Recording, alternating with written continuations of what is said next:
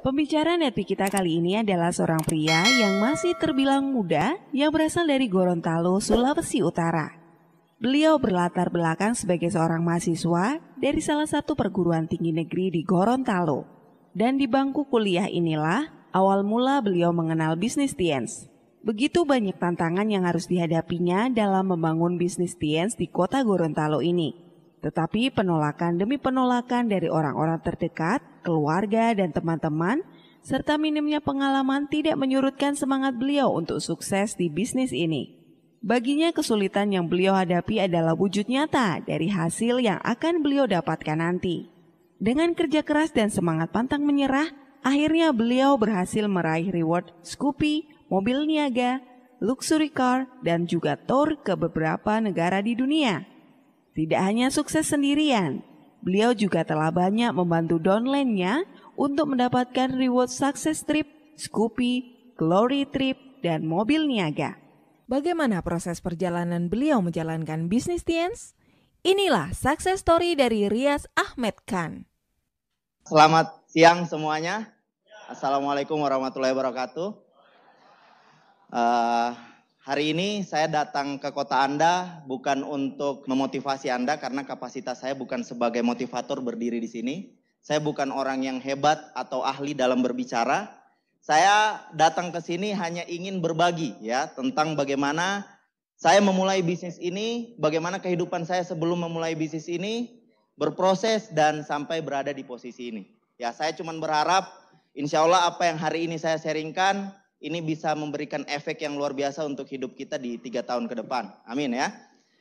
Ya siapa tahu insya Allah kita ketemu di acara-acara besar Tiansi 3 tahun ke depan. Kita ketemu Anda salaman dengan saya.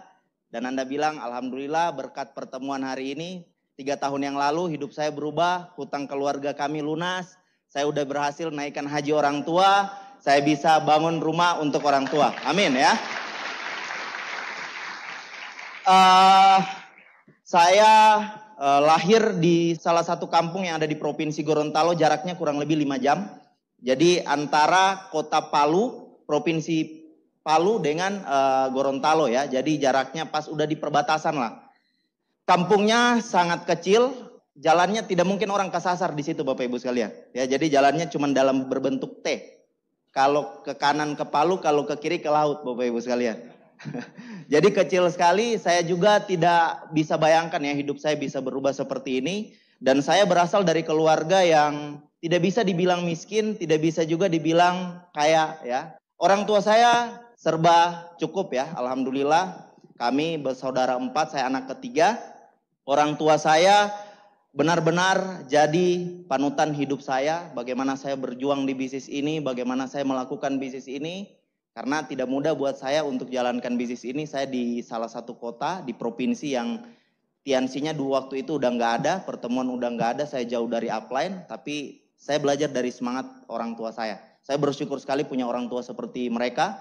Kami di daerah timur sana, apalagi di pedalaman, pendidikan itu tidak menjadi yang utama ya. Karena ibu saya, bapak saya cuma lulusan SD, Bapak Ibu sekalian. Bapak saya menikah waktu itu sebagai tukang jahit, usaha pertamanya. Waktu itu setelah menikah jadi tukang jahit. Dari tukang jahit itu karena paling sibuk ayah saya itu pas di saat tahun ajaran baru. Banyak orang yang jahit kemeja, banyak orang yang jahit celana untuk seragam sekolah ya. Alhamdulillah saya lihat ketekunan orang tua saya sangat kerja keras dan benar-benar punya bisa dijadikan contoh sebagai orang tua. Alhamdulillah bapak saya punya sedikit keahlian buka bengkel kecil-kecilan waktu itu tambal ban.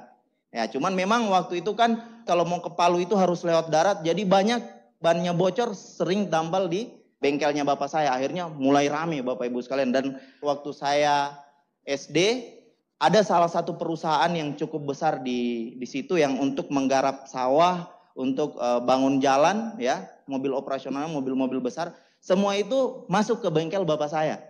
Dan bis-bis yang dari Gorontalo mau ke Palu itu semua mampir di bengkel bapak saya. Akhirnya bengkel bapak saya ini dari yang tadinya kecil bisa jadi besar. Wah, jadi alhamdulillah udah bisa membantu kami untuk sekolah dan memenuhi kebutuhan setiap hari. Makan, minum, semua bisa terpenuhi. Nah, ibu saya mampu melihat peluang Bapak Ibu sekalian. Kan banyak bis yang mampir. orang yang di bis itu sering tanya di mana yang jualan makanan. Akhirnya saya jualan makanan ya. Dari jualan makanan yang kecil tiba-tiba bisa punya rumah makan yang karyawannya bisa belasan orang. Bengkel pun alhamdulillah bisa banyak karyawannya. Jadi dari situ akhirnya dibuka lagi satu toko karena untuk melayani orang setelah makan ternyata belanja lagi Bapak Ibu sekalian, belanja cemilan ya. Nah di situ saya lihat dari kerja keras bapak saya di kampung sekecil itu, alhamdulillah bapak saya dengan ibu saya berani bisa bangun rumah kurang lebih 3 unit ya. Saya tidak bisa bilang orang tua saya tidak kerja keras, sangat kerja keras. Jadi bisa bangun rumah 3 di situ dan bengkelnya cukup besar. Tokonya juga cukup besar, ada terus rumah makannya juga, sekali masuk itu sampai 2 bis, 3 bis bisa makan sekaligus, Bapak Ibu sekalian. Tapi Bapak Ibu sekalian yang namanya bisnis, kebetulan Bapak saya bisnis itu pakai uang bank, Bapak Ibu sekalian. Yang namanya bisnis kalau pakai uang bank, saya lihat orang tua saya ini kerja keras udah luar biasa, tiba-tiba saya tidak tahu bangkrut, usahanya tutup semua. Nah Bapak Ibu di situ saya lihat hidup kami berubah ya. Dulu di kampung itu orang yang punya TV itu Bapak Ibu sekalian tidak banyak ya. Jadi kalau orang nonton itu kayak bioskop di rumah Pak. Jadi tempat rumah makan itu kalau nggak ada orang yang makan semua kursi dan meja itu digeser. Dan orang nonton di situ udah lebih dari 30 orang. Kala kalau cuma home meeting 10 orang 20 orang kala bisa sampai 50 orang nonton dan itu sampai larut malam Bapak Ibu sekalian. Jadi kami tinggal di pedalaman, makanya waktu kemarin upline saya Pak Nursam pernah datang di kampung saya. Dibilang, jangan kau kembangkan bisnis di kampung ini. Paling banyak sapinya dibanding manusianya.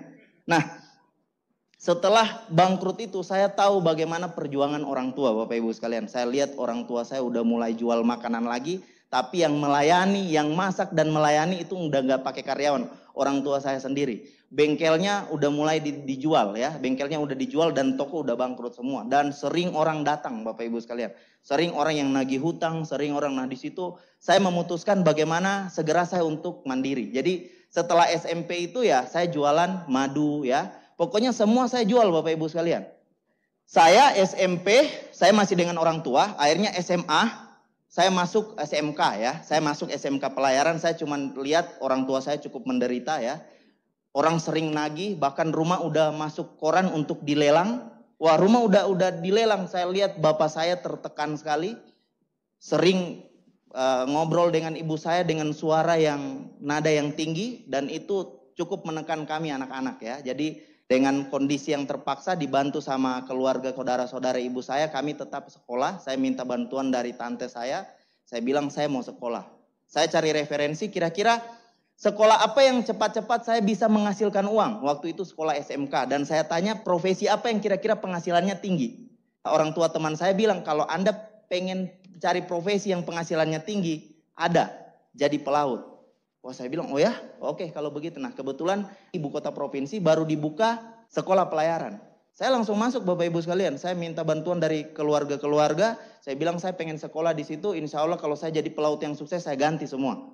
Nah akhirnya Bapak Ibu sekalian yang lucunya saya sekolah di pelayaran. Padahal sama sekali saya tidak pernah naik kapal. Tidak pernah naik kapal sama sekali. Yang saya mau itu Bapak Ibu sekalian saya pengen secepatnya kaya dan pengen lunasi hutang orang tua. Karena saya lihat cukup tertekan orang tua saya setiap hari. Setiap orang datang ke rumah itu pasti biasa bapak saya kamu aja yang layani. Wah dan itu di depan kita semua Bapak Ibu sekalian. Akhirnya SMK saya numpang 1,5 tahun saya numpang di rumah keluarga. 1,5 tahun saya numpang di rumah teman-teman. Kalau saya lihat 2 minggu saya udah di sini dan dia udah mulai bosan, saya pindah lagi cari teman yang baru. Jadi seperti itu sampai saya selesai Bapak Ibu sekalian. Karena kalau saya mau minta untuk biaya kos ke orang tua, saya yakin dan saya tahu kondisi orang tua saya. Dan setiap dapat kiriman saya pasti sedih Bapak Ibu sekalian. Karena saya berpikir, waduh ini uang dari mana lagi? Karena saya udah lihat waktu itu kakak saya kuliah di Malang, itu cuma dibantu dan orang tua saya tanah udah dijual semua untuk biaya sekolah itu. Kakak saya waktu kuliah di Malang Bapak Ibu sekalian, itu benar-benar bantuan dari keluarga dan selama 4 tahun tidak bisa pulang. Dan tidak pernah lebaran dengan kita karena tidak punya biaya untuk pulang. Sampai segitunya Bapak Ibu sekalian. Makanya saya bilang sama orang tua kok hidup kita seperti ini ya, kayak sulit sekali. Untuk apa-apa saja sudah sulit. Nah makanya pas saya lagi sekolah, SMK, lulus kuliah, saya udah bilang saya mau kerja di kapal. Saya udah urus sertifikatnya, saya udah berangkat ke Makassar, saya urus untuk syarat-syarat untuk secepatnya saya bisa jadi ABK kapal. Nah tiba-tiba di tahun 2008 kalau nggak salah, itu ada kecelakaan di Sulawesi ya, di Majene waktu itu. Ada kecelakaan kapal dan menelan banyak korban. Banyak orang yang tidak ditemukan. Nah ibu saya pas lagi nonton Bapak Ibu sekalian. Pas saya bilang saya udah mau kerja, saya udah mau melamar, mau ke Bitung ya waktu itu ke Manado. Banyak perusahaan kapal yang mau menerima saya di sana. Pas sudah mau berangkat ibu saya bilang jangan kerja di kapal. Itu banyak yang meninggal di TV. Ya, wah saya bilang saya pengen pakai daster aja pak. Saya bilang bu saya pengen pakai daster aja. Saya ini anak laki-laki ya ikhlaskan aja. Saya yang penting saya cari rezeki yang halal. Nah ibu saya bilang tidak. Kamu kuliah aja lanjutkan kuliah. Saya bilang kalau mau kuliah uangnya dari mana bu? Ibu bilang, ayo kita cari dulu sama-sama. 1 tahun ini kamu nganggur dulu, setelah itu kita cari uang kuliah sama-sama. Dan insya Allah kamu bisa selesai. Nah, disitulah saya mulai jualan. Sudah mulai serius jualan, sudah mulai menghasilkan. Rumah keluarga yang pengen dicat, saya chat Bapak Ibu sekalian. Yang penting saya bisa tambahan, dapat tambahan. Dan itu uang saya sisihkan bukan untuk saya pakai untuk foya-foya Bapak Ibu sekalian.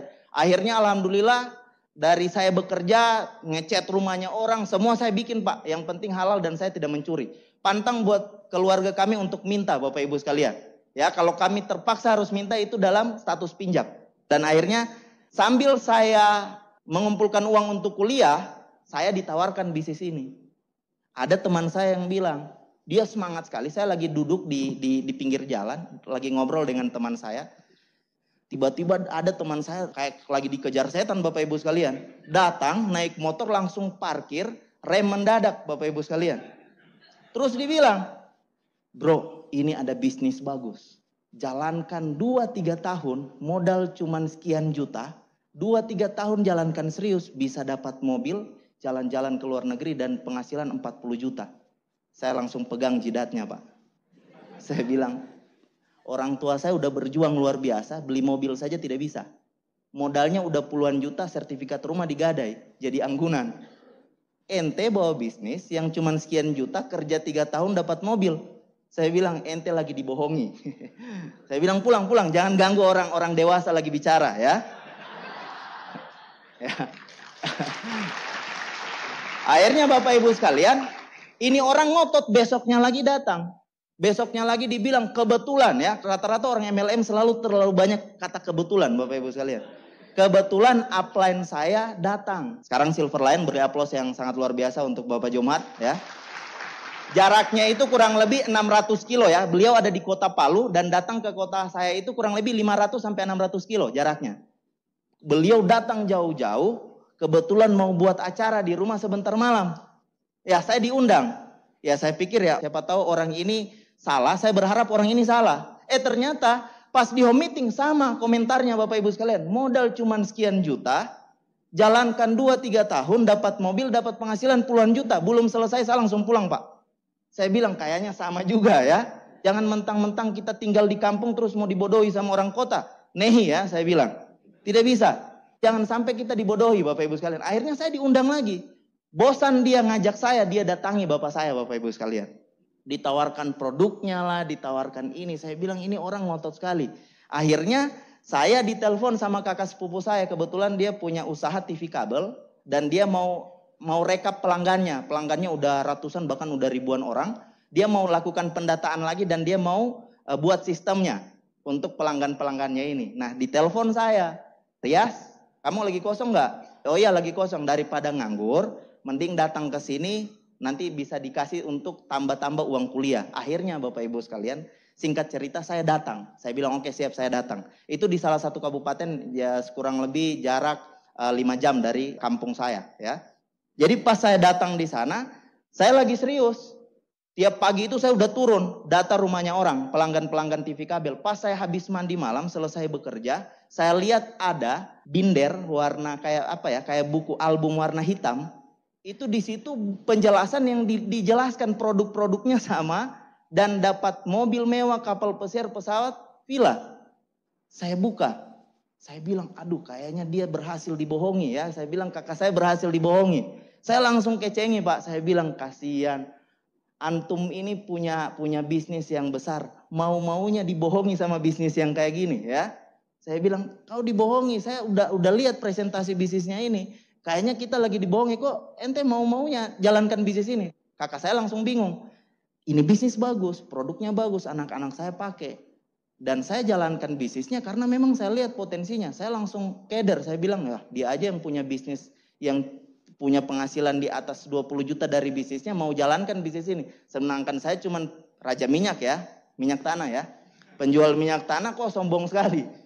Oke, saya udah mulai bertanya-tanya kenapa dia join di bisnis ini. Akhirnya saya tanya lagi, besok malamnya saya tanya, kenapa jalankan bisnis ini? Akhirnya saya dikasih kaset, Bapak Ibu sekalian. Dikasih kaset, coba kau dengar kaset ini. Akhirnya pas saya dengar Netpi itu, singkat cerita, selesai saya dengar kaset itu Bapak Ibu sekalian, paradigma saya berubah dan saya putuskan, oke, sambil kuliah saya akan jalankan bisnis ini dan saya yakin akan seperti sama orang yang di dalam kaset itu. Ya. Akhirnya Bapak Ibu sekalian, saya kumpulkan uang, saya join. Akhirnya saya tidak berpikir entah itu modal awalnya dari mana. Karena di pikiran saya udah yakin sukses di bisnis ini. Makanya kalau ada orang yang bilang, wah bagus bisnis ini tapi tidak punya modal, tidak punya uang, bagaimana saya untuk memulai bisnis ini? Ya saya bilang itu omong kosong Bapak Ibu sekalian ya. Kenapa? Karena bisnis ini kalau Anda udah mau, apapun akan jadi mudah Bapak Ibu sekalian. Sampai di posisi ini, modal awal itu memang saya berjuang habis-habisan, saya jualan buku, saya pokoknya semua Pak, saya jualan ke teman-teman ya, pokoknya apapun saya buat yang penting secepatnya saya bisa jadi seorang full member dulu di awal. Nah setelah jadi full member saya udah mulai presentasi. Cuman memang dasarnya saya cuman pernah ikut 1 kali home meeting dan saya tidak pernah tahu bagaimana cara presentasi di bisnis ini. Akhirnya presentasinya ya saya biasa gambar di tanah ya, alhamdulillah tidak ada yang bergabung ya. Dan saya presentasi, saya bilang, Pak, gimana cara melakukan bisnis ini? Saya telepon upline saya yang di Palu. Wah, cara melakukan bisnis ini, Pak, mudah. Tinggal kita presentasikan, jelaskan bisnis ini. Cuman, Pak, memang saya tidak punya alat bantu, Pak. Untuk presentasinya bagaimana, saya pun ikut home meeting baru 1 kali. Ya, akhirnya upline saya memang jarak yang cukup jauh. Akhirnya saya dikirim 1 buah flash disk yang isinya di situ semua video-video. Dan di situ ada presentasi standarnya Pak Luis. Nah, saya memang jauh dari upline, presentasi standar ini saya pinjam laptop teman. Saya panggil teman-teman di kelas, saya bilang ini ada bisnis bagus, ini kesempatan kita untuk merubah hidup. Pokoknya kata-kata yang dipakai sama teman saya yang pertama, saya pakai juga ya. Ya ada beberapa dan saya sadari itu karma Bapak Ibu sekalian ya. Beberapa yang langsung menolak. Saya ajak teman-teman berkumpul, ayo kita lihat, perhatikan. Jadi putar laptop, Pak Luis yang presentasi. Saya langsung dibantu langsung sama Pak Luis, Bapak Ibu sekalian ya. Jadi akhirnya alasannya sama. Karena mahasiswa alasannya sama. Waduh bagus bisnis ini. Cuman kan mahasiswa di awal kuliah begini kan banyak tugas bro. Banyak ini sibuk lah bla bla dan sebagainya. Akhirnya saya bilang oke lah. Tidak apa-apa, saya cari lagi. Pokoknya saya lihat orang yang lagi ngumpul Pak. Saya pokoknya bagaimana alasan saya, yang penting saya bisa masuk di situ. Bisa duduk dengan mereka dan saya presentasi mereka. Siapapun, saya main hajar aja Bapak Ibu sekalian. Saya udah kebelet pengen sukses Bapak Ibu sekalian. Saya udah memang pengen sukses dan betul-betul kaset itu merubah paradigmanya saya tentang bisnis ini. Akhirnya alhamdulillah dulu di marketing plan lalu kan ada bintang 3, bintang 4 ya. Alhamdulillah dari bintang 3 ke bintang 4 ya cukup cepat juga saya untuk jadi seorang bintang 4. Butuh waktu kurang lebih 1 tahun 3 bulan ya. Saya dari bintang 3 untuk naik ke bintang 4 itu. Dan saya tidak main-main. Saya presentasi Bapak Ibu sekalian. Bukan santai-santai. Cuman memang saya mau berhenti juga. Saya bilang kalau saya berhenti memang bisnis ini susah. Tapi jauh lebih susah hidup saya kayaknya hari-hari ya. Karena jalankan bisnis ini pas jam-jam makan ke teman-teman saya di kos. Ya minimal saya bisa temani mereka makan ya. Saya bisa dapat tumpangan ya. Jadi istilahnya saya bilang memang bisnis ini susah. Tapi saya tidak ada alasan untuk berhenti. Karena dengan bisnis ini sudah cukup membantu saya. Walaupun tidak ada yang bergabung, minimal saya bisa dapat makan siang ya. Nah jadi posisi sudah 1 tahun 3 bulan, saya telepon lagi upline saya, Pak. Kenapa ya bisnis saya tidak berkembang? Kok indah sekali orang yang bicara di kaset itu perkembangan bisnisnya berapa tahun dia bisa berubah, berapa tahun dia bisa dapat mobil mewah. Kok saya sudah 1 tahun tidak berkembang bisnis saya? Akhirnya singkat cerita saya dikirimi buku Bapak Ibu sekalian.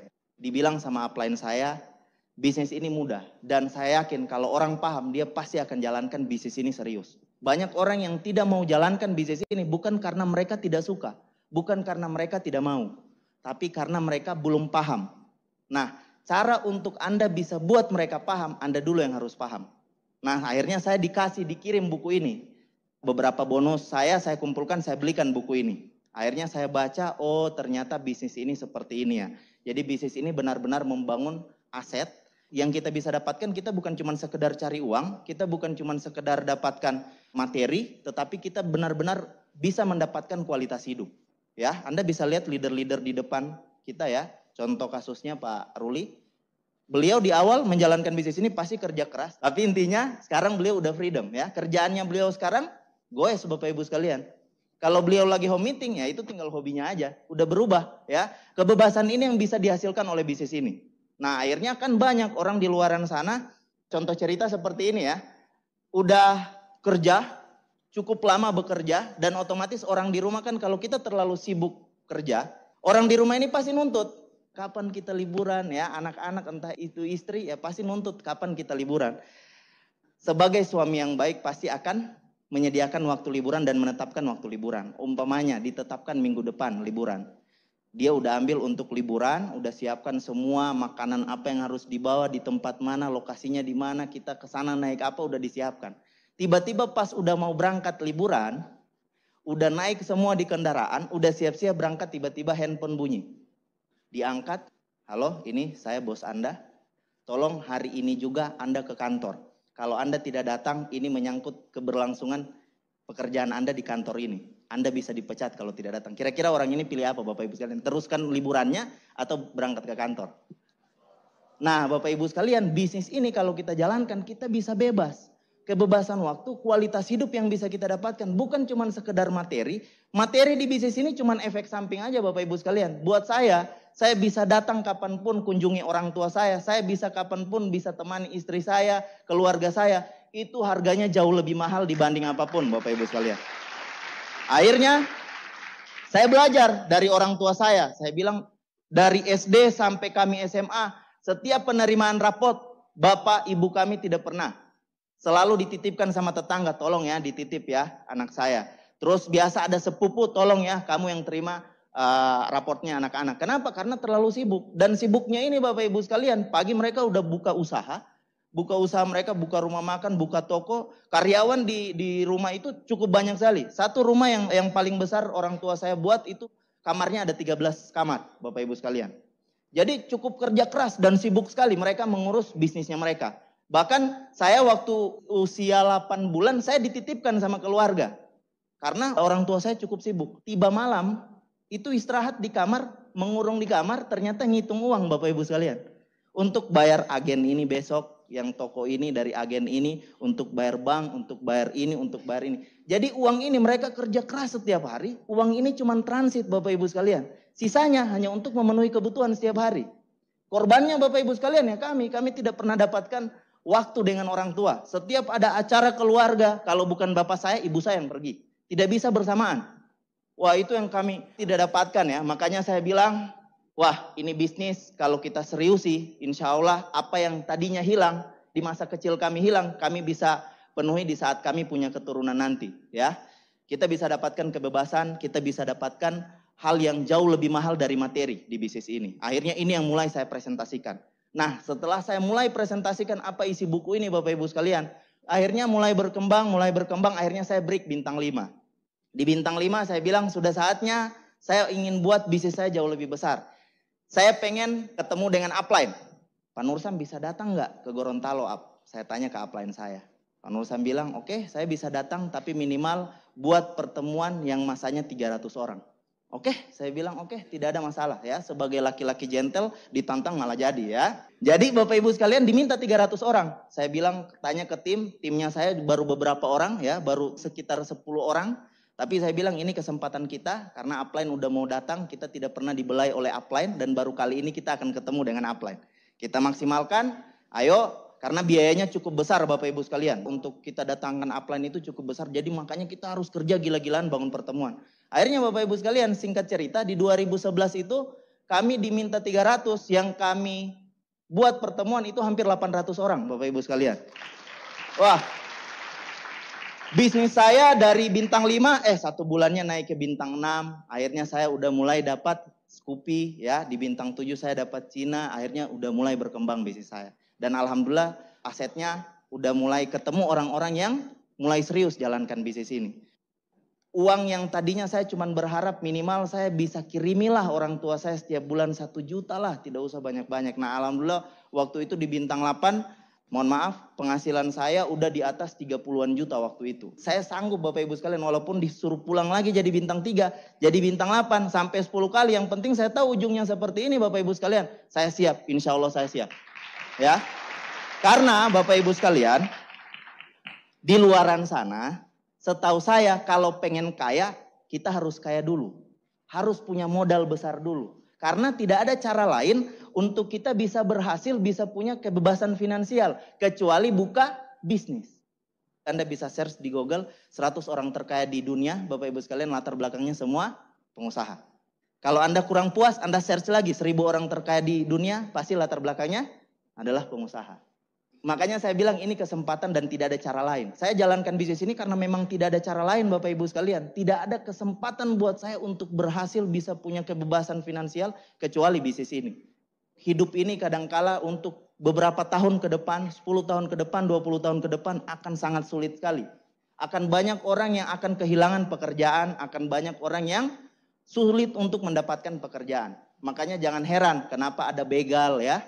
Ada begal orang ambil handphonenya orang karena kesenjangan ekonomi terlalu jauh sekali. Di Dubai Bapak Ibu sekalian tingkat kriminal kurang dari 1%. Kenapa? Karena semua rakyatnya makmur. Di Indonesia ya, di Indonesia orang yang lagi jalan bisa kehilangan nyawa Bapak Ibu sekalian. Bukan cuma sekedar harta aja yang hilang. Di sini kita bisa lihat nilai uang semakin kecil, kebutuhan semakin besar dan pekerjaan semakin sulit. Kita berbicara tentang nilai uang ya. Nilai uang 20 tahun yang lalu 100 juta cukup besar tidak Bapak Ibu sekalian? Pasti besar sekali. 100 juta itu kita bisa beli tanah, bisa beli mobil sisanya. Tapi Anda bayangkan kalau Anda mulai menabung dari 20 tahun yang lalu, kira-kira kalau orang mulai menabung dengan 500 ribu setiap bulan, hebat tidak? Cukup hebat ya, orang menabung 500 ribu dan dia mulai dari 20 tahun yang lalu. Artinya kalau dia mulai dari 20 tahun yang lalu, dia mulai menabung 500 ribu, sekarang uangnya bisa terkumpul sekitar 100 juta. Kira-kira 100 juta sekarang masih cukup besar tidak untuk ganti mobil saja nggak cukup ya. Paling dapat yang bekas. Kalau kita mulai menabung lagi dari sekarang, 1 juta 1 bulan, 100 bulan kemudian kira-kira nilai uang 100 juta masih cukup besar tidak? Pasti akan kehilangan karena inflasi gila-gilaan Bapak Ibu sekalian. Inflasi sangat tinggi sekali. Makanya ada cerita kalau ada heboh di surat berita ya, di koran-koran, gaji titik-titik naik. Percaya, di pasar juga pasti berasnya naik, tomatnya naik. Cuman istilahnya aja naik Bapak Ibu sekalian, tetapi rata-rata semua juga pasti naik. Jadi cuman ceritanya naik. Dulu Bapak Ibu sekalian, waktu saya SD minyak tanah itu harganya di bawah 1.000. Sekarang harganya udah belasan ribu. Semakin naik penghasilan saya semakin besar juga kebutuhan. Nah di sini kita bisa lihat pekerjaan yang semakin sulit. Anda bisa lihat ya, satu kampus memproduksi sarjana setiap tahun itu pasti ratusan bahkan ribuan. Kira-kira setiap orang yang lulus di tahun ajaran ini, tahun 2017 ada yang lulus. Kira-kira lapangan pekerjaan di Indonesia mampu menampungnya tidak? Tidak mungkin bisa tertampung. Jadi banyak pengangguran sekarang, pengangguran yang punya ijazah. Di sini kita bisa lihat ya, kalau solusinya Pak, kalau untuk memenuhi kebutuhan banyak yang jadi solusi sekarang orang mulai bekerja. Bahkan orang mulai berkarir itu di usia 20 tahun ke atas udah mulai bekerja. Cuman yang namanya cari pekerjaan ini Bapak Ibu sekalian ternyata Anda bisa lihat terjadi PHK di mana-mana ya. Pabrik-pabrik besar seperti Sharp, Nike itu udah pada tutup. Bahkan mereka tidak buka lagi pabriknya di Indonesia. Termasuk Ford ya, tutup di Indonesia. Kenapa? Dan itu efeknya banyak sekali. Berapa banyak orang yang kehilangan pekerjaan. Jadi banyak Bapak Ibu sekalian orang yang sekarang ini kayak hidup di akuarium. Ikan yang hidup di akuarium. Indah sekali dilihat. Wah kalau dia berenang indah sekali ya. Tapi bayangkan kalau dia kehilangan airnya. Mulutnya mangap-mangap Bapak Ibu sekalian. Banyak orang yang seperti itu. Di saat bekerja tidak pernah memikirkan bagaimana cara untuk mendapatkan penghasilan kedua atau mulai merintis bisnis. Akhirnya dia hanya berharap dan bergantung di situ. Kehidupan, kebutuhan keluarga semua dia bergantung cuma dari pekerjaan utamanya. Akhirnya apa yang terjadi Bapak Ibu sekalian? Di saat kehilangan pekerjaan kita tidak bisa tahu ya apa yang terjadi di masa depan. Tapi kalau itu terjadi dan kondisi kita tidak siap, kira-kira apa yang terjadi?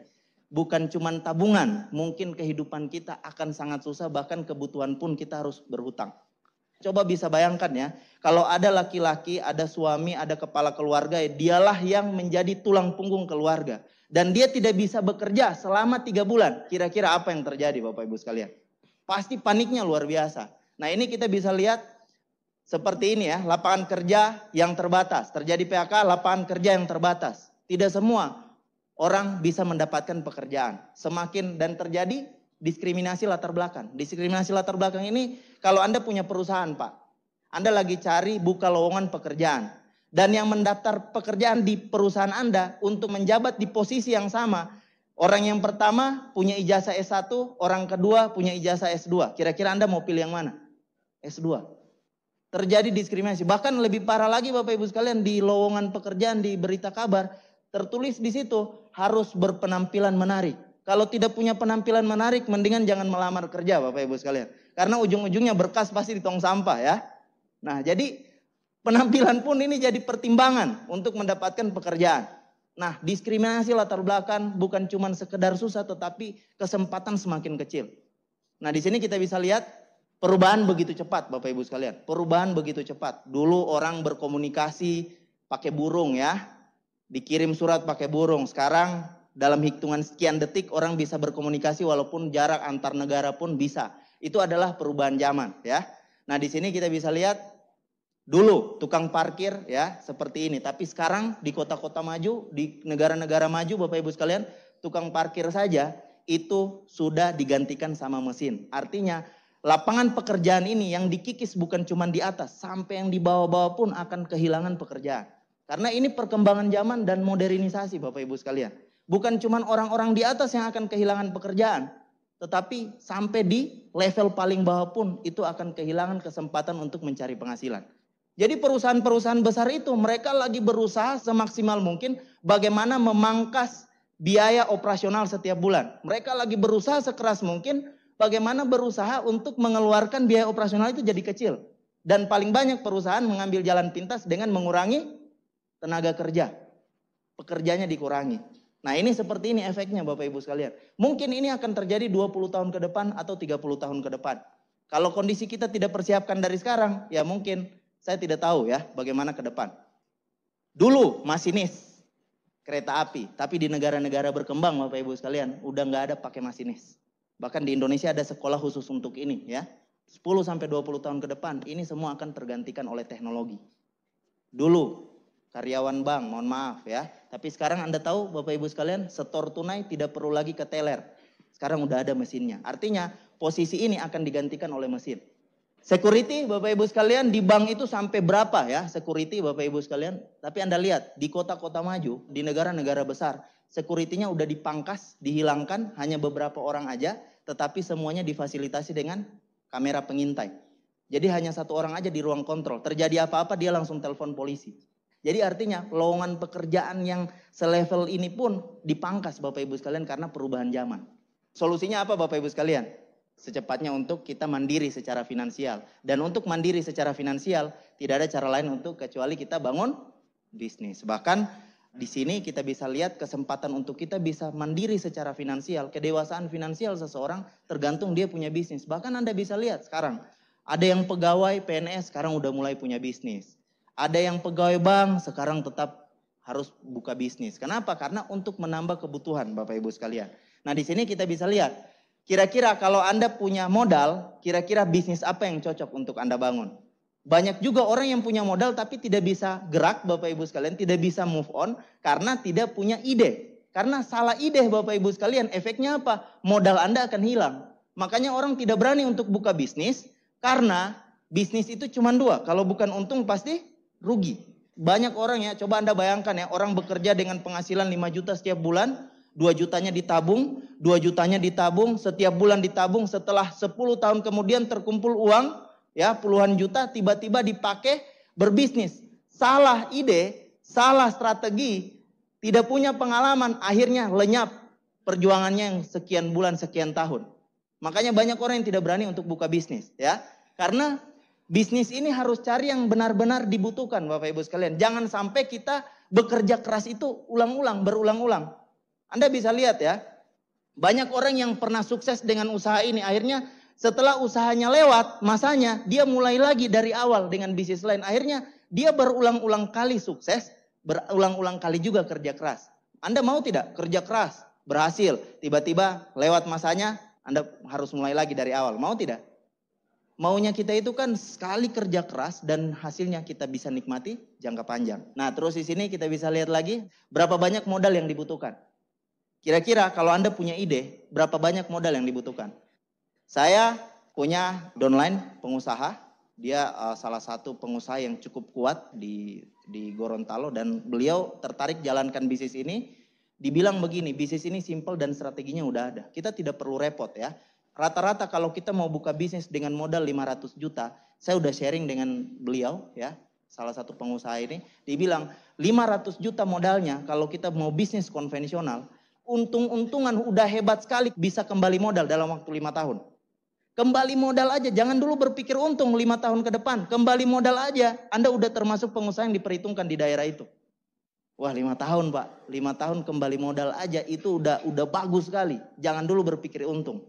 Nah di sini kita bisa lihat Tiens jadi salah satu solusinya. Kenapa Bapak Ibu sekalian? Kita bisa lihat ada hal-hal yang menarik yang kita bisa jadikan pegangan sebagai pegangan di bisnis Tiens. Nah mari kita lihat satu persatu. Pertama modal. Modal sangat kecil Bapak Ibu sekalian.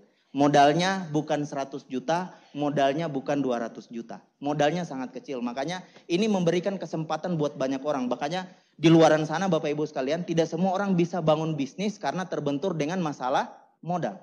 Makanya kesempatan untuk bisa berhasil di luaran sana itu hanya untuk orang-orang yang punya modal besar. Yang tidak punya modal, kesempatannya hanya untuk dipakai untuk membangun bisnisnya orang-orang kaya tadi. Orang-orang yang punya modal tadi. Next, konsep bisnis masa depan. Carilah bisnis yang tidak akan pernah mati. Bisnis apa yang tidak akan pernah mati Bapak Ibu sekalian? Pendidikan ya, bisnis kuliner, dan bisnis kesehatan. Saya tidak akan bahas bisnis pendidikan, saya tidak akan bahas tentang bisnis kuliner. Saya akan lebih spesifik membahas tentang konsep bisnis kesehatan. Konsep bisnis kesehatan ini tidak akan pernah mati Bapak Ibu sekalian. 200 tahun yang lalu orang semua butuh kesehatan. Kira-kira 200 tahun ke depan itu masih butuh tidak yang namanya kesehatan? Pasti sangat butuh. Saya baca satu buku, di buku itu dijelaskan orang-orang kaya yang akan berhasil di bisnis kesehatan itu akan sangat banyak sekali. Dan untuk menyambut momentum ini cuma ada 3 profesi yang bisa kita pakai ya. Yang pertama menjadi produsen kesehatan. Produsen kesehatan itu maksudnya apa Pak? Punya pabrik obat-obatan. Anda pernah lihat kemarin di berita orang yang kaya raya karena jualan vaksin palsu? Pernah ya? Yang palsu aja bisa kaya raya seperti itu Bapak Ibu sekalian. Karena memang jadi kebutuhan. Kalau kita tidak mampu buat pabrik obat-obatan, ya ada solusi yang kedua menjadi praktisi kesehatan. Cuman untuk jadi dokter itu tidak gampang karena selain membutuhkan IQ yang tinggi, membutuhkan biaya juga yang cukup besar. Kalau IQ insya Allah yang di ruangan ini semua pasti layak lah, bisa ya. Cuman banyak orang yang tidak tahan dengan biayanya. Karena untuk jadi dokter itu kalau cuman sekedar jadi dokter umum, mungkin belum bisa maksimal untuk mendapatkan penghasilan. Anda kalau pengen jadi dokter ya minimal harus jadi spesialis. Spesialis ditotal-totalkan kurang lebih butuh waktu 8 sampai 10 tahun ya. Setelah selesai spesialisnya harus membangun lagi namanya 10 sampai 5 sampai 10 tahun ke depan. Jadi butuh waktu 30 tahun baru bisa benar-benar menghasilkan. Banyak orang yang tidak kuat dengan IQ harus punya IQ dan harus punya materi yang cukup banyak untuk sekolah dokter. Kalau tetap tidak bisa yang kedua, Bapak Ibu sekalian, solusi yang ketiga adalah distributor kesehatan. Dan apa di profesi distributor kesehatan Bapak Ibu sekalian? Hari ini peluangnya lagi ditawarkan ke Anda semua. Ya, beri aplaus untuk Anda semua. Distributor kesehatan ini Bapak Ibu sekalian, Anda bisa lihat banyak orang kaya, bahkan omset distributor herbal, produk herbal itu bisa mencapai di angka 21 triliun per tahun. Ini pasar yang sangat, dan sekarang banyak orang sudah open mind terhadap herbal Bapak Ibu sekalian.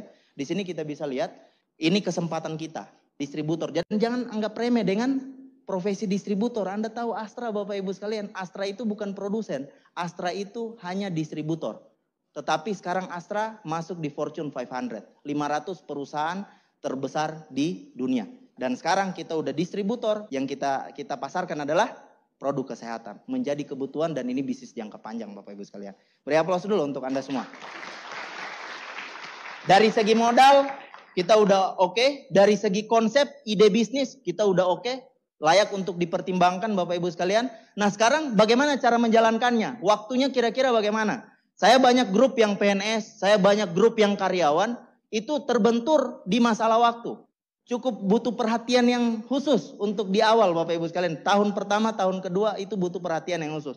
Keseriusan Anda di awal. Nah kalau di Tiansi Bapak Ibu sekalian, waktu insya Allah tidak akan terlalu mengganggu ya. Karena waktunya Anda bisa pakai di waktu-waktu yang tidak produktif. Anda bisanya hari Senin, Pak saya cuma bisa siang, silakan jalankan siang.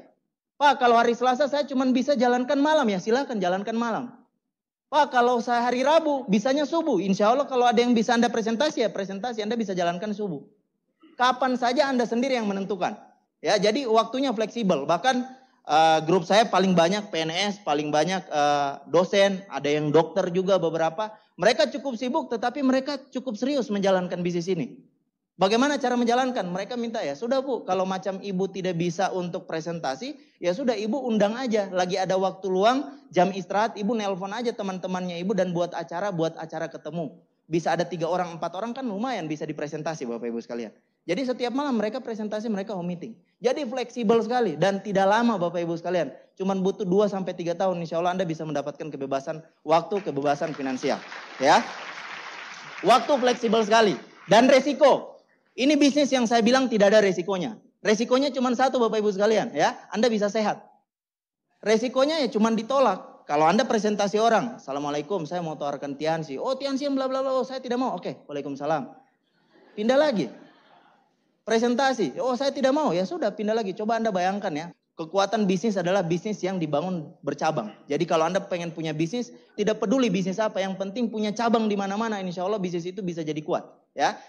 Cuman Anda bisa bayangkan kalau Anda punya rumah makan dan Anda buka cabang satu di Bogor, Bapak Ibu sekalian. Butuh biaya besar tidak?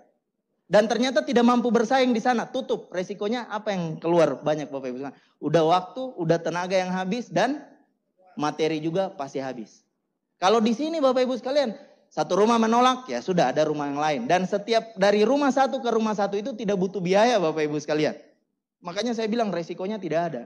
Kalau Anda lagi ditawarkan bisnis yang tidak ada resikonya, masih ada alasan untuk Anda menolak bisnis ini? Anda bisa lihat banyak sekali yang berhasil di bisnis ini. Nah di sini biaya operasional, apalagi ini Pak. Biaya operasional sangat-sangat kecil. Anda bisa lihat ya.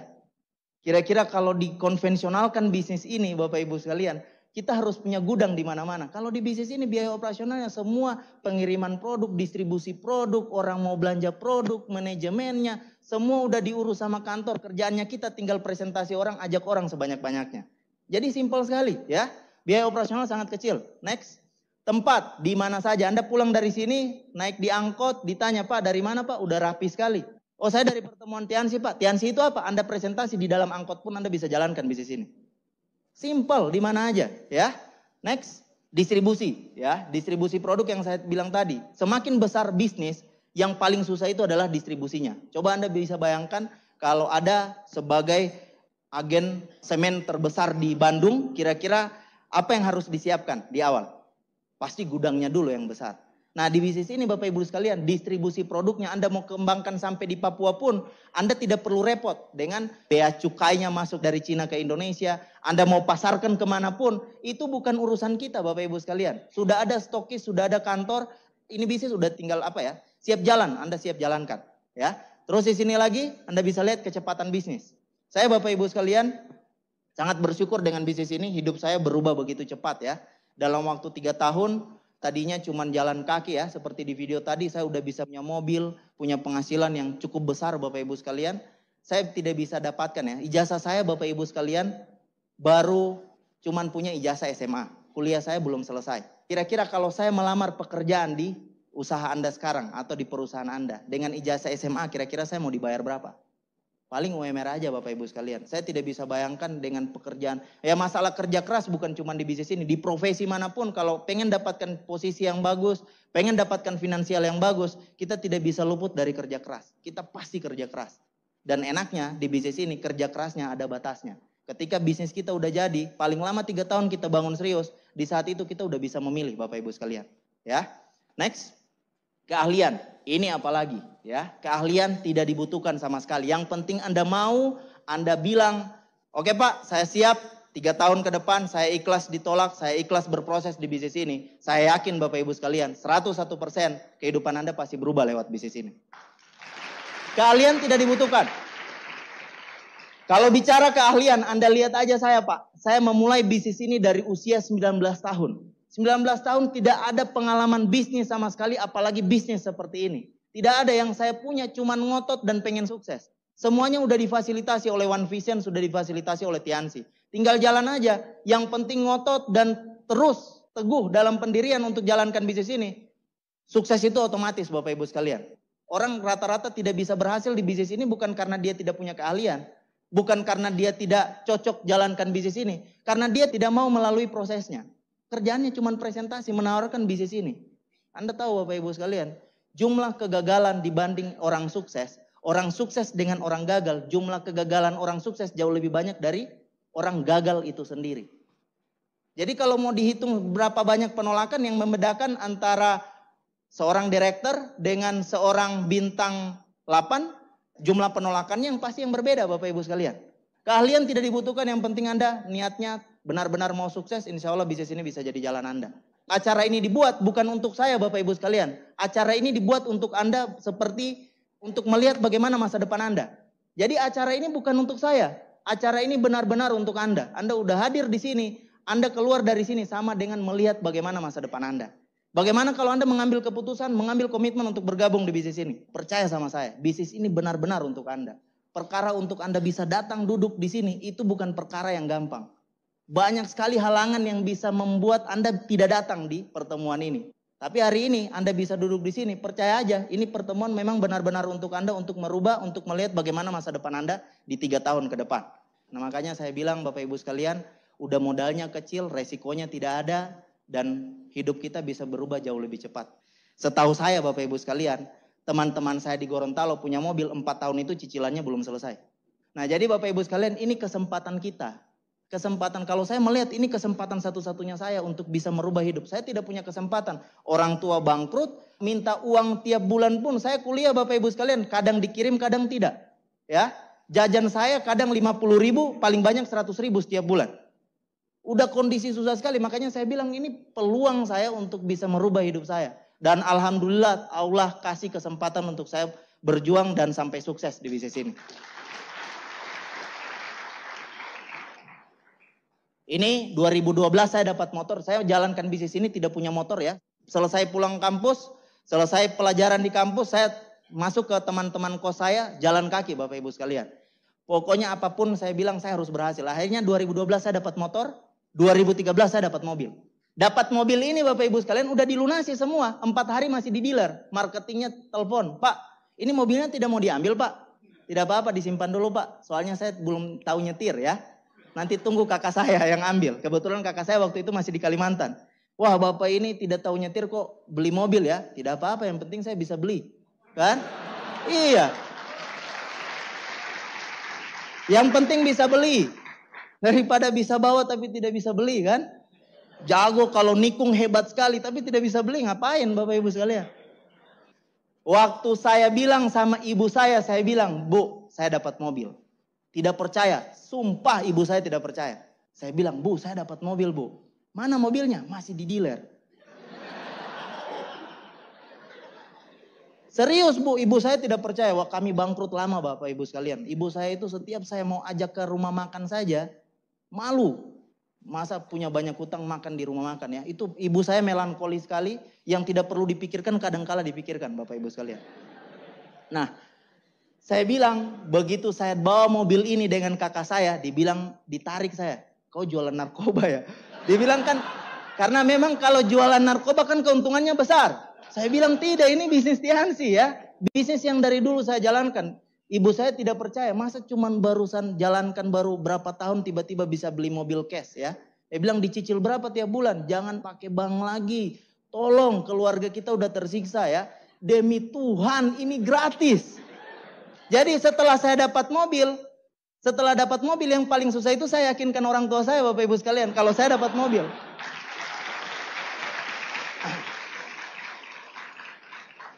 Saya dapat BMW aja Bapak Ibu sekalian, ibu saya nelpon. Kan jarak saya kurang lebih 5 jam ya perjalanan ke kampung saya. Kalau datang ke kampung jangan bawa BMW ya, takut rusak. Saya bilang untuk apa punya mobil terus tidak dipakai ya.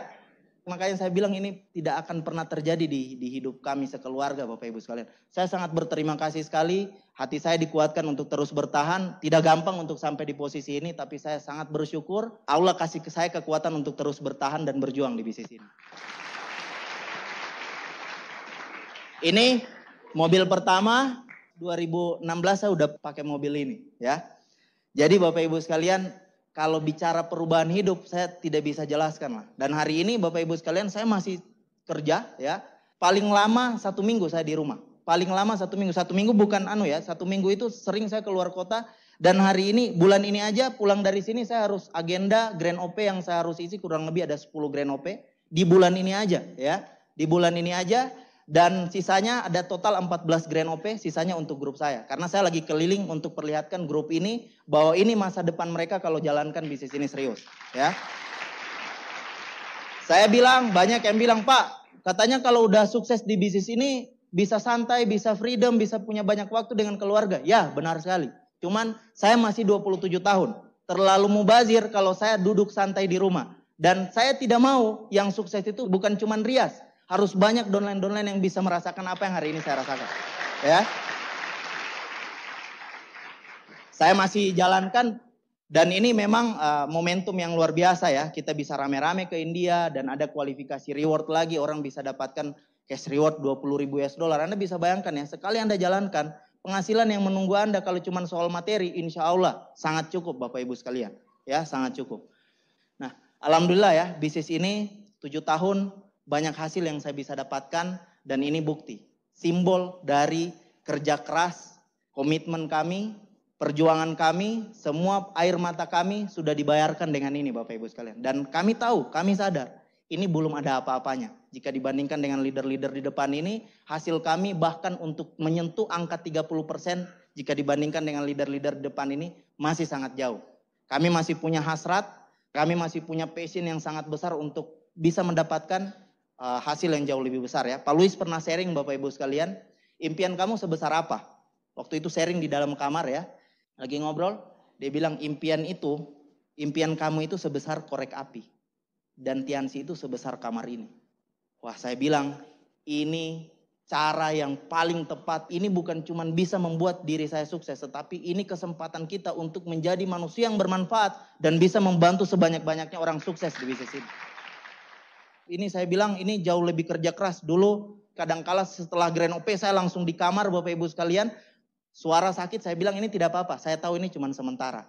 Kerja keras di bisnis ini ada batasnya. Ketika semuanya udah jadi, kita bisa memilih. Kapan kita mau istirahat, kapan kita mau liburan, kapan kita mau ibadah. Semuanya penghasilan tidak akan terhenti dan terus dibayar Bapak Ibu sekalian. Bapak Ibu sekalian, untuk sampai di posisi ini tidak gampang. Saya pun berjuang. Karena saya tahu bukan cuma di bisnis ini. Untuk merubah hidup yang lebih baik, bukan cuma di bisnis ini kita harus kerja keras. Di luaran sana mungkin jauh lebih kerja keras. Ya. Di Bintang 5 saya rontok. Yang pertama ratusan orang hilang dan akhirnya kita bangun lagi pertemuan dari puluhan orang lagi. Di Bintang 6 saya dapat Scoopy. Alhamdulillah setelah dapat Scoopy, saya percaya Bapak Ibu sekalian saya lagi diuji untuk bisa memimpin orang jauh lebih banyak. Dan benar. Setelah saya kejar lagi, bangun lagi bisnisnya Bintang 7, saya dapat perjalanan gratis ke Cina pertama kali ke luar negeri. Ya, di Bintang 7, pertemuan saya udah naik lagi di atas 200 orang, terpaksa harus turun lagi. Bapak Ibu sekalian, di bawah 20 orang lagi dan saya harus bangun lagi. Di posisi Bintang 7 itu, saya percaya setiap saya kalau lagi rontok, setiap saya kalau lagi ketemu proses, ada hal yang besar yang pasti Allah akan kasih sama saya. Bintang 7 saya bangun lagi. Bintang 7 seingat saya tinggal punya beberapa tim. Saya cuman bilang tidak ada alasan saya untuk berhenti di bisnis ini. Hidup saya sudah mulai berubah lewat bisnis ini. Walaupun sekarang kita lagi jatuh, saya cuman minta komitmen dari teman-teman. Siapa yang siap, saya kumpulkan grup saya. Ayo kita bangun lagi. Dan dari 200-an orang, sisa tidak cukup 20 orang lagi pertemuan rutin Bapak Ibu sekalian. Akhirnya cuman butuh 3 bulan. Kita prospecting ya. Kita cari orang baru, daftar nama kita udah nggak ada, kita prospecting, orang keluar dari ATM kita sikat Bapak Ibu sekalian. Minta nomor, minta apa semua, akhirnya kita presentasi 3 bulan kemudian dari kondisi omset yang ratusan juta turun di bawah 20 jutaan Bapak Ibu sekalian. 3 bulan kemudian alhamdulillah saya udah masuk kualifikasi niaga. Ya. Dan 6 bulan kemudian saya dapat mobil niaga Bapak Ibu sekalian.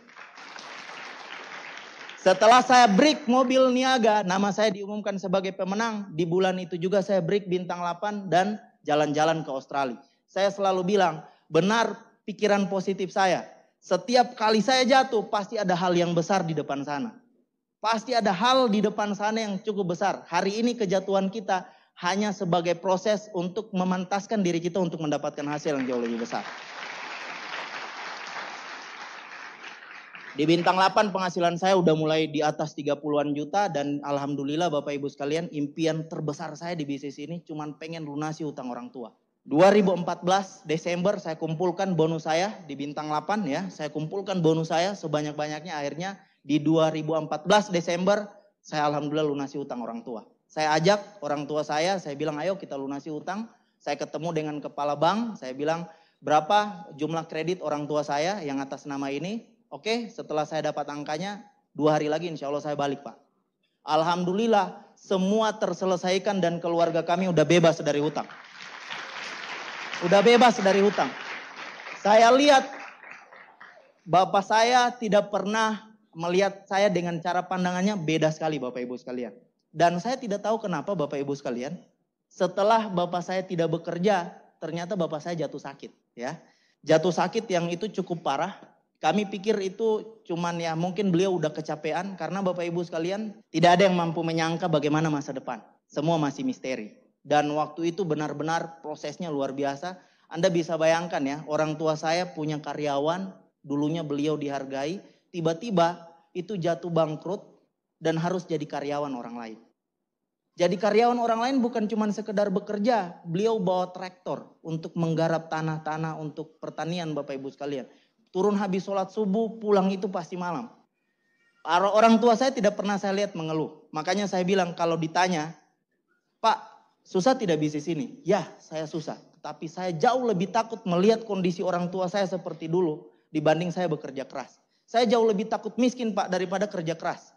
Makanya saya bilang kalau cuma soal kerja keras insya Allah saya sanggup Pak. Dan yang membuat saya tetap mau bekerja keras di bisnis ini otomatis karena saya punya alasan ya.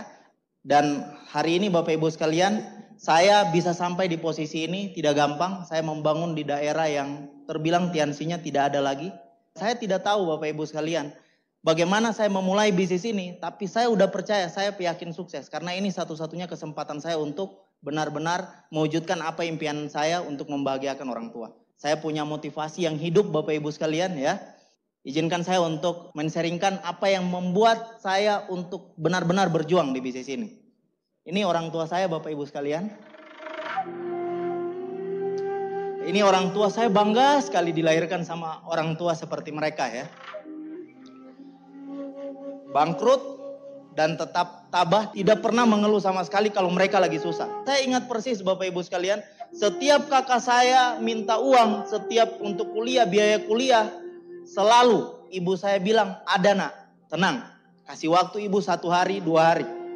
Saya tidak pernah lihat, makanya saya tahu persis Pak, bagaimana waktu saya kuliah, saya tidak mau minta uang sama orang tua. Karena saya tahu uang itu pasti dicari di tempat lain. Pinjam sana sini. Dan setiap lebaran, ibu saya tidak pernah datang ke rumah keluarga. Beli baju baru kami tidak pernah Pak.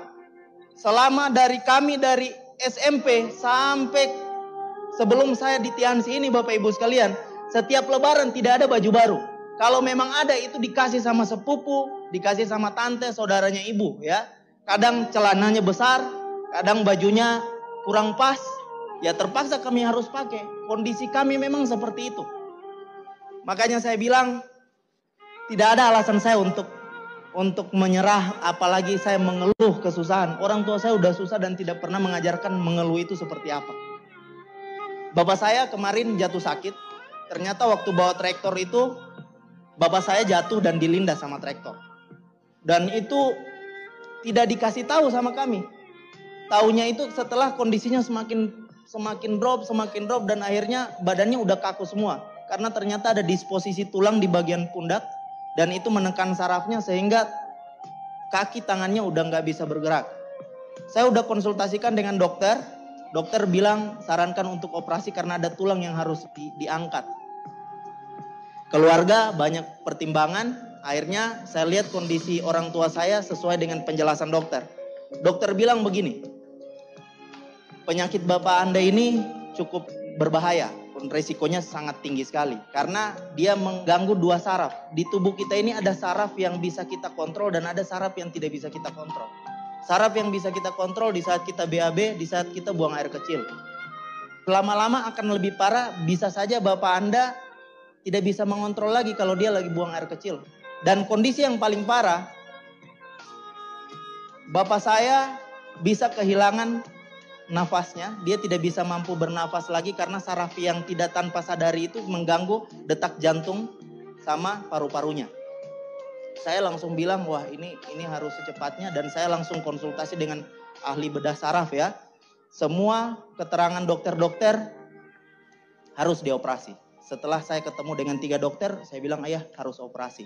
Dan kemarin alhamdulillah saya udah di bisnis ini. Ya, kemarin biaya operasinya cukup besar, Bapak Ibu sekalian, total hanya biaya operasi saja dengan ruangan kamar, dokter udah bilang begini, ini biayanya bisa lebih murah, tetapi pakai alat ini resikonya masih cukup besar. Kalau pakai alat ini resikonya cukup kecil, sangat kecil bahkan 0,5%. Saya bilang saya untuk orang tua saya tidak mau pakai yang nomor 2, kasih yang terbaik dan kamar pun kami pakai kamar yang terbaik, fasilitas terbaik dan dokter-dokter ahli. Dokter yang tidak ada di rumah sakit itu yang paling bagus kami datangkan ke dokter itu. Biayanya cukup mahal. Dan alhamdulillah semuanya saya bayar dari bonus Tiansi. Tidak ada pinjaman apapun. Tidak ada pinjaman apapun. Makanya bapak saya bilang, alhamdulillah nak kau udah sukses. Saya cuma berpikir, bagaimana ini terjadi di beberapa tahun yang lalu. Saya harus lihat orang tua saya dengan kondisi dan kami tidak bisa berbuat apa-apa. Saya percaya Bapak Ibu sekalian, masalah itu pasti ada solusi.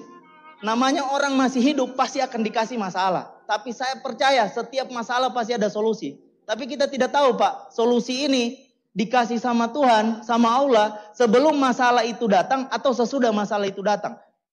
Alhamdulillah solusinya dikasih beberapa tahun yang lalu Pak, dan saya ambil peluang ini. Ya, sekarang bisa teratasi semuanya. Dan sekarang bapak saya udah mulai jalan, Bapak Ibu sekalian udah latihan jalan. Dulu tidak bisa jalan, mohon doanya untuk segera disembuhkan Bapak Ibu sekalian. Ibu saya, ibu yang paling kuat. Setiap hari Pak saya telepon dengan orang tua saya, tidak pernah bolos. Setiap hari saya teleponan, tanya kabar, udah makan belum, lagi ngapain, bagaimana kabar hari ini. Setiap hari pasti saya telepon. Sebelum ke acara ini pun saya telepon. 1 hari sampai 2 kali, 3 kali saya telepon orang tua saya. Karena cuman ini Pak yang saya punya. Cuman ini harta yang saya punya dan mereka sudah cukup berjuang untuk anak-anaknya. Ibu saya setiap lebaran tidak pernah kunjungi rumah keluarga. Selalu keluarga yang datang ke rumah karena ibu saya malu Pak. Punya banyak hutang. Saya mau ajak ke rumah makan, selalu ibu saya bilang, tidak nak, bungkus aja punya ibu. Karena ibu saya selalu berpikir, punya utang banyak, takutnya orang bicara seperti itu. Punya utang banyak malah makan di rumah makan. Saya bilang sama ibu, terakhir saya ajak makan, ayo kita makan.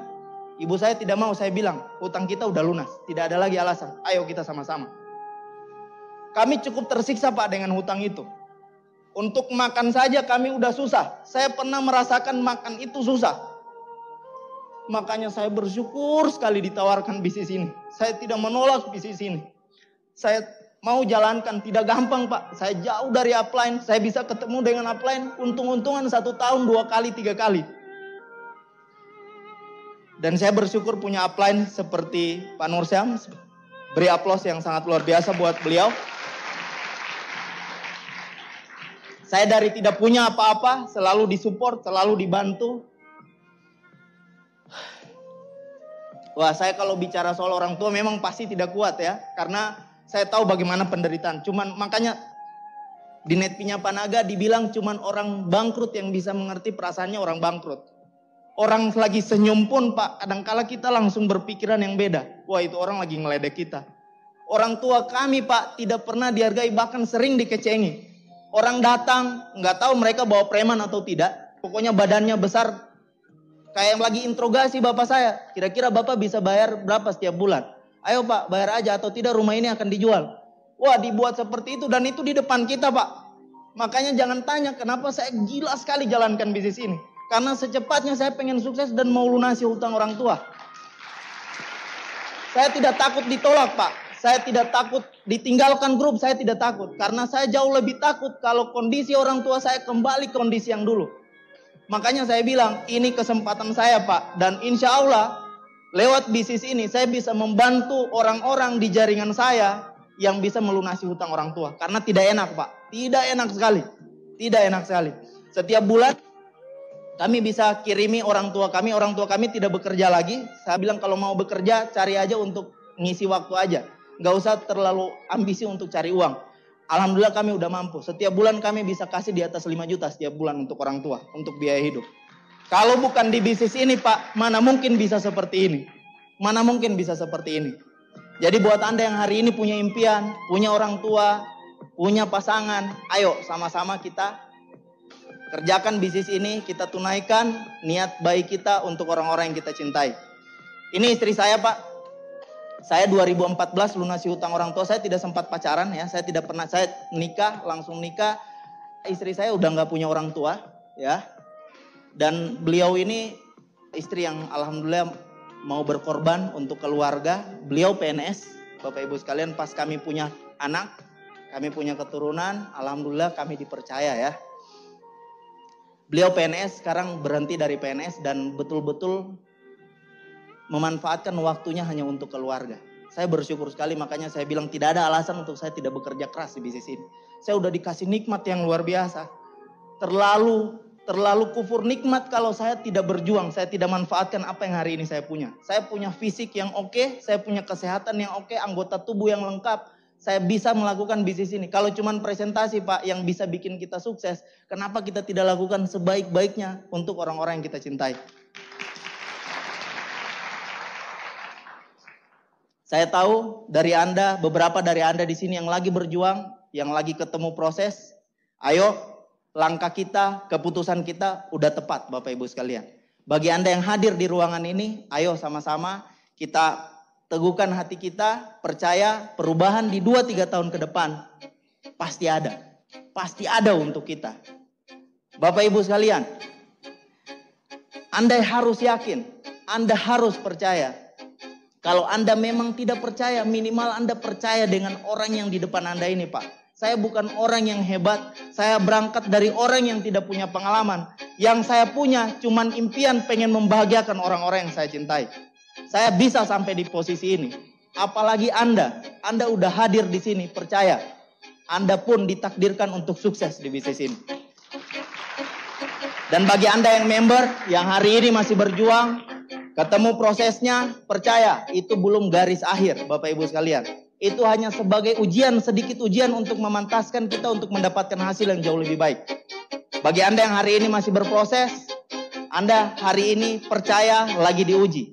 Anda hari ini lagi dikuatkan untuk mendapatkan hasil yang jauh lebih besar.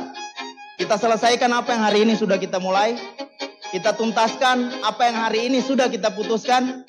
Percaya, garis finish selalu akan ada untuk orang-orang yang selalu berjuang. Garis finish selalu akan ada untuk orang-orang yang tidak pernah menyerah. Bagi Anda yang percaya bahwa sukses itu adalah hak untuk semua manusia yang hidup di muka bumi ini, saatnya untuk kita mengambil keputusan terbaik di dalam hidup kita. Kalau bukan kita Bapak Ibu sekalian, siapa lagi yang berjuang untuk orang-orang yang kita cintai? Tidak ada yang peduli dengan keluarga kita selain kita sendiri. Hari ini kita dikasih kesempatan, ayo sama-sama kita manfaatkan kesempatan ini. Dan kita pastikan di 2-3 tahun ke depan akan menjadi perubahan massal untuk masa depan kita semua. Sekian dari saya. Wassalamualaikum warahmatullahi wabarakatuh.